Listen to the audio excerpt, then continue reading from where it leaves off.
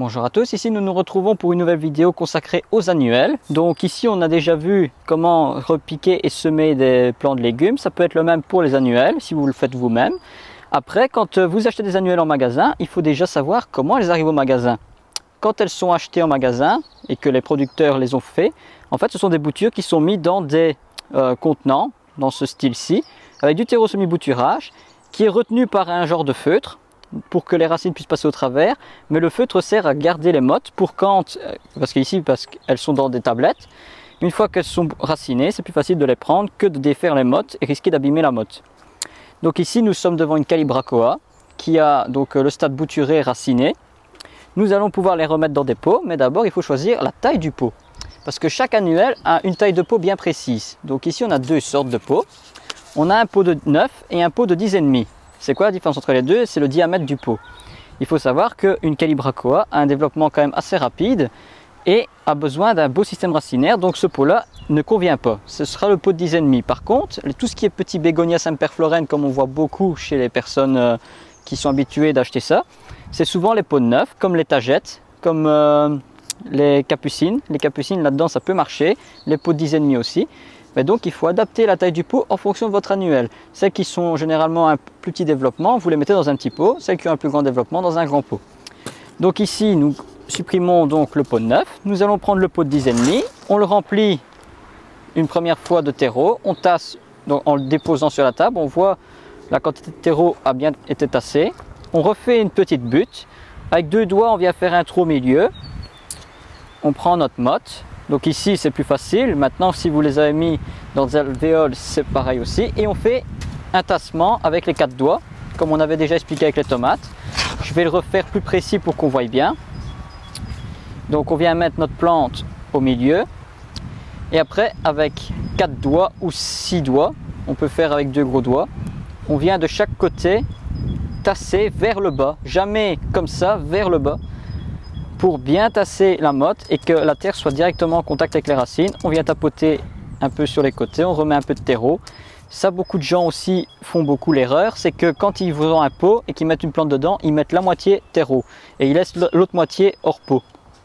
Pourquoi ils font ça? Je ne sais pas, mais il faut mettre le plus possible de terre jusqu'à ras. C'est plus esthétique, c'est plus fini et en plus ça permet de gagner aussi en enracinement. Ça va permettre à la plante d'avoir une culture dans ce pot plus longue que ceux qui font jusqu'à cette hauteur-ci. Dans cette hauteur-ci, il faut compter que la culture sera réduite de moitié.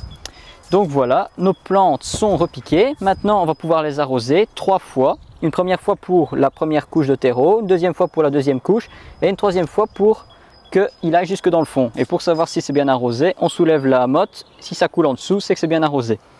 Maintenant, nous allons les mettre en serre et je vais vous montrer comment procéder pour la suite de la culture des annuelles. Donc voilà, nos annuelles sont maintenant repiquées. On peut voir toutes les annuelles que j'ai repiquées ici. Alors il y a un peu de tout, il y a du géranium, du bégonia, du némésia, des plantes retombantes, grimpantes, montantes pardon. Et donc toutes ces annuelles vont rester en serre froide pour favoriser un développement lent et éviter qu'elles ne filent. Pourquoi? Parce que si on les met à température trop chaude, elles vont filer et donc il va falloir les pincer régulièrement. Ici donc en serre froide, je les ai mis sous une serre plastique. Pourquoi la serre plastique contrairement à la serre en verre? Je trouve que la chaleur est plus vite gardée et j'ai un meilleur développement dans cette serre-ci que dans l'autre serre. Maintenant, ceux qui veulent les mettre en serre en verre, ils peuvent et ils auront un développement un peu plus lent. Ici, ça va être un peu plus accéléré. Et donc, qu'est-ce qu'il va falloir faire maintenant pour bien garder ces annuelles? Si vous voulez les mettre en véranda, vous pouvez. Attention aux pucerons, parce que ça va être la période où les pucerons vont raffoler de vos petites pousses. Donc ça, je vous invite à retourner voir la vidéo que j'avais faite sur comment lutter contre les pucerons et quel type de pucerons s'attaque à vos plantes. Ensuite, la chose primordiale, l'arrosage. Une fois que c'est arrosé la première fois, vous êtes tranquille pendant 4 à 5 jours selon les températures extérieures. Après ça, il va falloir arroser. Comme j'ai expliqué pour la vidéo des tomates, il ne faut pas se fier à la surface du terreau. Il faut toujours défaire sa motte, regarder l'état du terreau en dessous pour voir s'il est humide. S'il est humide, on peut arroser superficiellement le dessus, mais pas complètement. Et ça, après, c'est à vous d'adapter l'arrosage en fonction de vos plantes. Après, il va falloir faire attention que si vous les mettez en serre, surtout au sol comme je l'ai fait, de mettre un plastique en dessous ou une bâche pour éviter que la plante ne s'enracine dans le sol. et comme ça va risquer, si c'est le cas, d'abîmer la plante et de stopper son développement pendant un moment. Donc ici, j'ai pas ce problème-là. Qu'est-ce qu'il peut avoir ensuite? Les limaces et les escargots. Ça, c'est très important. Ils vont surtout ne pas gêner pour manger vos plantes, surtout tout ce qui est Surfinia, Pétunia, Calibrachoa, toutes les plantes très sensibles et très tendres. Ça, ils vont vraiment se faire une joie d'en manger.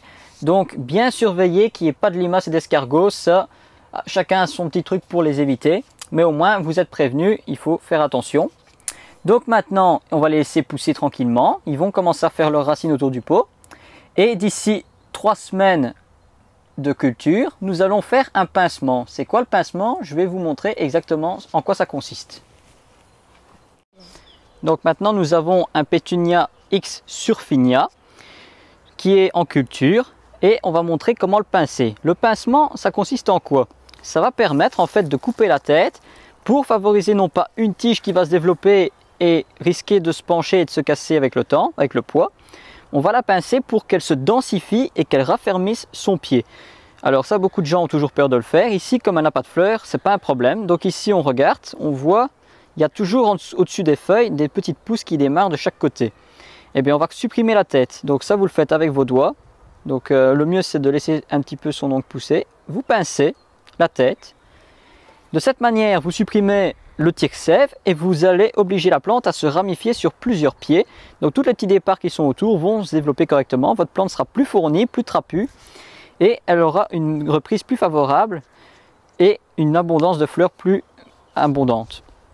Donc maintenant, qu'est-ce qu'on va faire? On va la remettre en serre. Je vais faire le même procédé pour toutes les pétunias. Alors ça se fait pas sur toutes les plantes, hein. Par exemple le bégonia, ça on évite parce que ça c'est quelque chose qui pousse très lentement. Par contre tout ce qui est verveine, pétunia, surfinia, calibrachoa, nemesia et j'en passe, hein. Les tagettes par contre non. Mais tout ce qui est plante faciée et qui pousse rapidement, ça il est conseillé de les pincer au moins une fois pour la densifier, pour avoir une abondance de fleurs et d'éviter une petite tige toute faible. Donc j'espère que cette petite vidéo vous aura plu. Nous continuerons à suivre leur développement. Et à très bientôt pour une nouvelle vidéo sur la main verte. Au revoir.